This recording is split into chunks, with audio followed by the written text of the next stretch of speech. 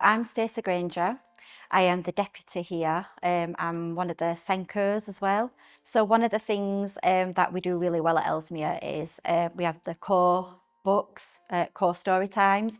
So yes, we have a bookshelf with books on that children can access at any point, but we have core story times where we want language to be learnt from the children from those stories to make it inclusive for everybody to get involved. We use props with those stories that children can get involved with. It helps them to really focus on the story a lot better.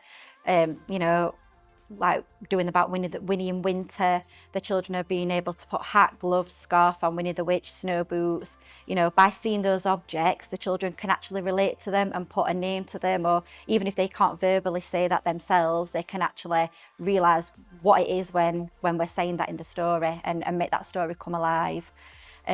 Thinking on from that, we've got a lot of children who do struggle with expressing themselves to us. They struggle with expressing their emotions or any language. But the staff really get to know the children from the very beginning. We do settling in sessions with the children and the families before they start with us. We gain as much information as we can from those families. We try and bond with the child on that visit. We assign the child a key person. So all staff will get to know that child, but there's a key person that will really zone in on that child and get to know them a bit more. You know, we really want to make sure every child feels included at Ellesmere.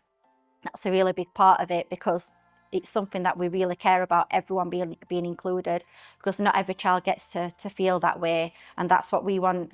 You know, some children, they struggle with making relationships with other people. They struggle with expressing how they might feel. And what we do, we tune into those children. We really watch them carefully. So what works for one child with SEN won't work for another child with SEN. We have to really work with that child, build up that bond, doing a lot of one-to-one work, doing a lot of family work. I know I have a lot of meetings with parents to try and be an advocate for them, to help them know as well what's on in the area for support for them, ways we can support them and their child that little bit more. You know, and for us, when we see something that seems like something small, for that child that's really big, and that is a big achievement for that child, and we celebrate that. We celebrate that for that child. And for us, that makes us go home and feel happy because we know we've made a difference in that child's life today, you know, and it's something that we are very proud of being able to do that.